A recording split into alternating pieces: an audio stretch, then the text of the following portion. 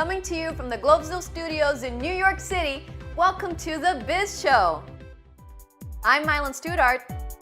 And I'm Anaiti Solar. And the Biz Show is bringing you all the news your pockets want to know.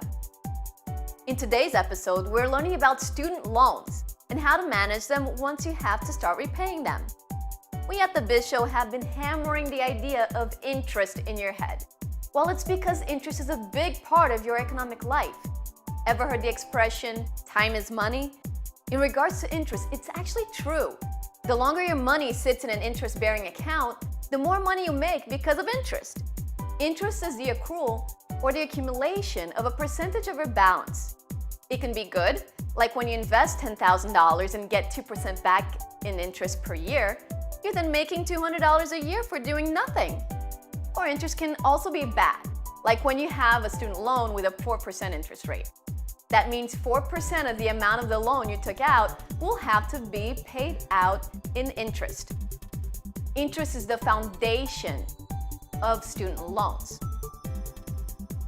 Here's the second thing you need to know. Each loan you have is different because of the date it's given or dispersed to you. When you take out loans, you don't take them out for the year, but for each semester. That's bad because we're currently a part of a rising interest rate environment. This means each loan you get can have a higher interest rate than the one you got before.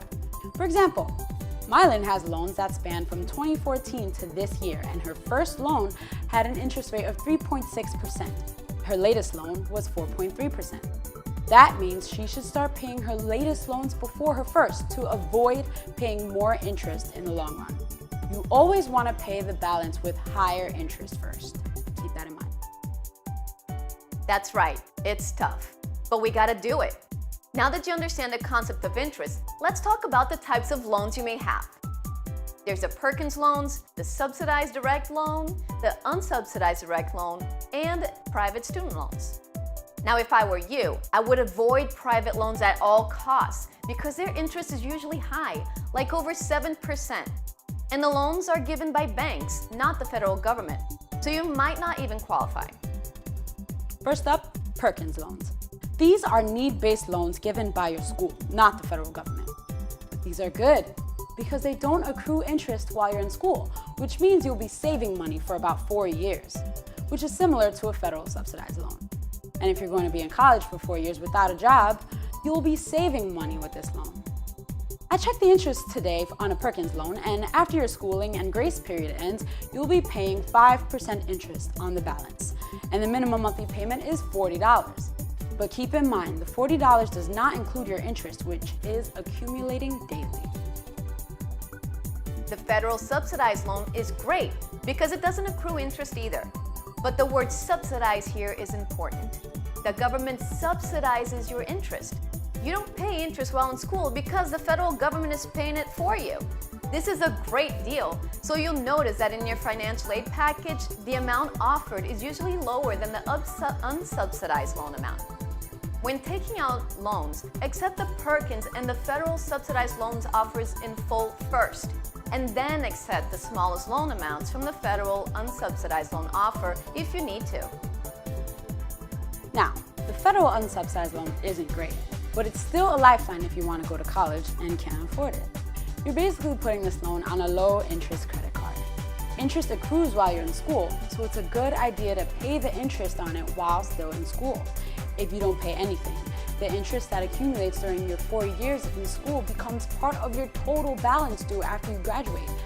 Now that your balance has increased to include that accumulated interest, your balance at graduation is already a lot higher. You're paying interest on interest here.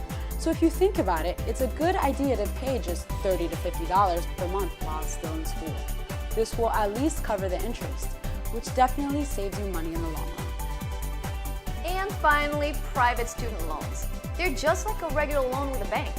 Although their interest rates are a little bit lower than a personal loan, they're still super expensive compared to federal loans. And you'll probably only get one if you have good credit, need to qualify for it. They also require interest payments while you're still in school. So remember that student loans is all about interest. So keep an eye on that when you start repaying them. stay tuned because you don't want to miss our next segment when we talk about how we can repay these loans and even freeze payments and get your loans forgiven. Stay with the Biz Show. Welcome back to the Biz Show. On this episode, we're talking about student loans. And now we will show you the different ways you can repay them. Here are some of your options. 1. The standard repayment plan, the graduated plan, the extended payment plan, the pay-as-you-earn, and the income-based repayment plan. Now I know there's a lot of options out there, but it's easier for you to think of these plans as a set of stairs. The quicker you get up these stairs, the less you'll pay in interest. And that's the goal. Let's assume you have a $30,000 student loan balance, and half of it is subsidized, half of it is unsubsidized, and at interest rate ranging from 3.2% to 4.2%. First, let's talk about the standard payment plan. It's called standard because you'll pay the same fixed monthly payments for 10 years.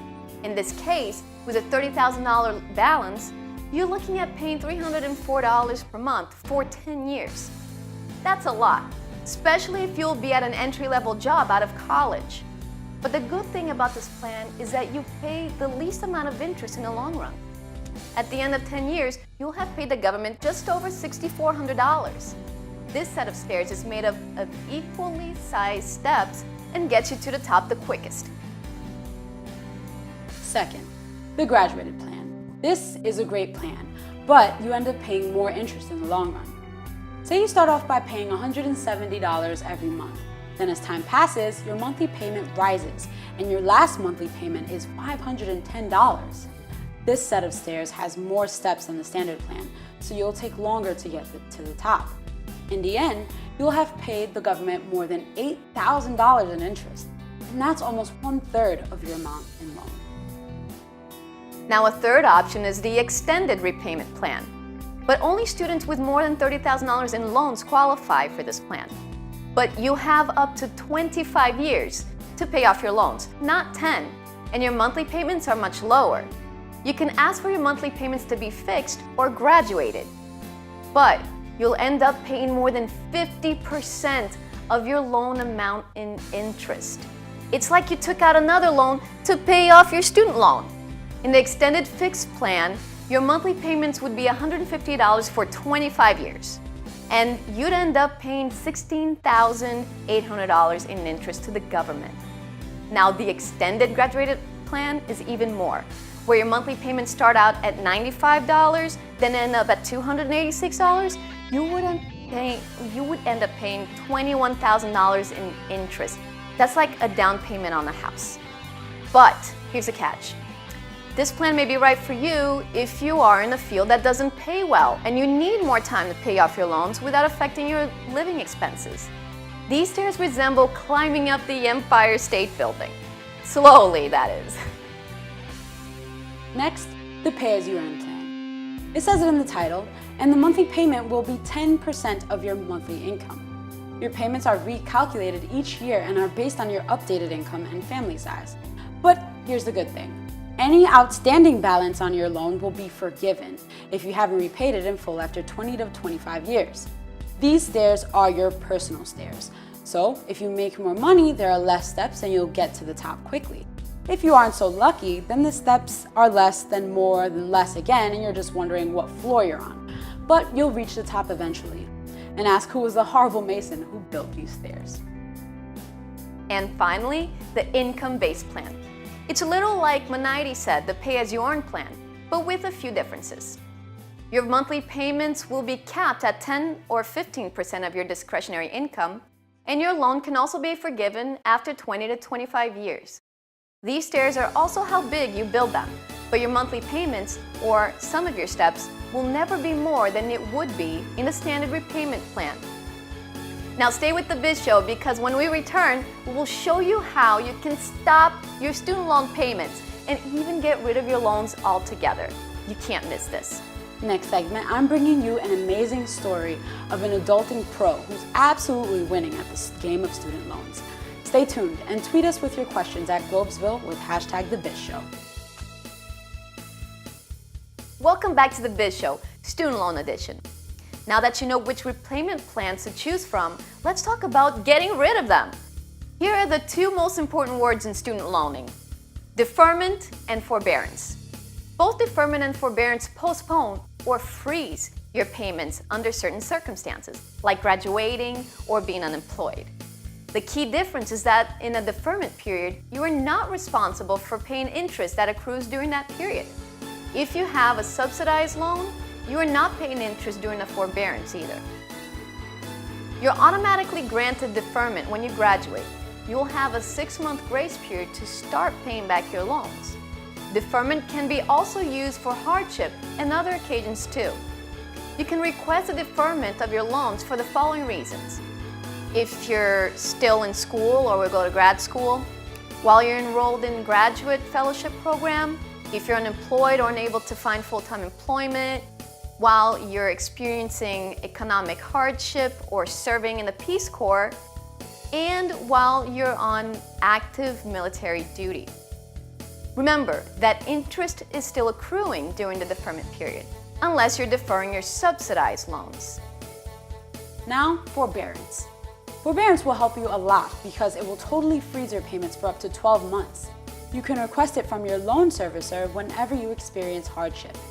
You can request a general forbearance if you are temporarily unable to make your scheduled monthly loan payments for the following reasons: 1. Financial difficulties, medical expenses, change in employment, or other reasons acceptable to your loan servicer.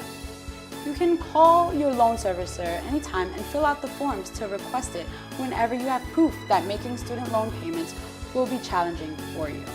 Take advantage. And finally, student loan forgiveness. You can get your student loans forgiven or completely paid off by the government if you take up a profession that falls into the category allowed in the Public Service Loan Forgiveness Program. If you go into law enforcement, the military, become a nurse or a teacher, these are only some of the professions that could get you out of your student loans. Another way to get out of your loans is by being in the income-based or the pay-as-you-earn repayment plans. With these loans, since your monthly payments are capped at 10 to 15% of your discretionary income, after making consistent payments for 20 or 25 years, any remaining balance on the loan will be forgiven. But hopefully you'll have found a great job by then. There are many other loan cancellation programs depending on what profession you choose to take up, so make sure you research more details online. When we return, don't miss Manaidi's story of a person who did something amazing. Stay tuned. Welcome back to the Biz Show. This week we have an impressive story about a college graduate who worked hard to win the game of loans. Jessica Elberfeld, who she paid off over $100,000 in student loan debt before she turned 30. Her journey to financial freedom began in 2013 when one day she suddenly just became angry. She was fed up with continuously paying money towards her outstanding balance without any visible progress. She'd been paying at the same slow rate as her peers since she graduated in 2009. Yet, 4 years later, her debt barely budged at all. This realization was frustrating to say the least, so she decided to do something about it. Jessica's first step towards progress was studying. She researched personal finance and how to get out of debt. One of the main lessons she learned was budgeting. She saved on the two biggest expenses in anyone's budget: rent and transportation. She lived in a modest home with 2 roommates and kept driving the same car she's had since she was 16. She also paid little mind to things a typical woman in her 20s usually thinks about, like a stylish place to live, with cool new furniture, fancy clothes, expensive dinners with equally expensive drinks. Cutting out unnecessary expenses allowed Jessica to put about $2,200 towards her loans every month. Now, some background. She originally borrowed $68,000 for her 2 years at a private college. Her first 2 years were spent at community college. These loans had interest rates as high as 10.75%, so her total balance ballooned to $113,000. Fortunately, in 2015, she was able to consolidate her loans and refinance them at 2.85% while continuing to pay the same amount. So she saved a lot of money, to say the least. only this time more payments were going towards principal instead of just interest. Now she also got a second job as a server and threw most of her extra income towards loans. And now, after all this hard work, she is debt-free, and she uses this extra income to save for retirement, an emergency fund, and a well-deserved new car. So, although she struggled to pay off her 6-figure debt in just 7 years, Jessica still found room in her budget to have fun by going on occasional weekend trips with friends. Jessica shares her story so others may learn that it's okay to take a break if needed. It may be tough along the way, but if you focus on your end goal, the feeling of being debt-free after all your hard work is done is just unforgettable. Thanks, Jessica. That's a great story, Maniety. I hope we all end up doing well like her. And remember, if you like what you see, and especially what you hear, share us on Twitter, Facebook, and Instagram, adding hashtags Globezo and The Biz Show. Here's to you, millennials, becoming business savvy in 2017. I'm Mylan Studart. And I'm Maniety Solar. See you next week.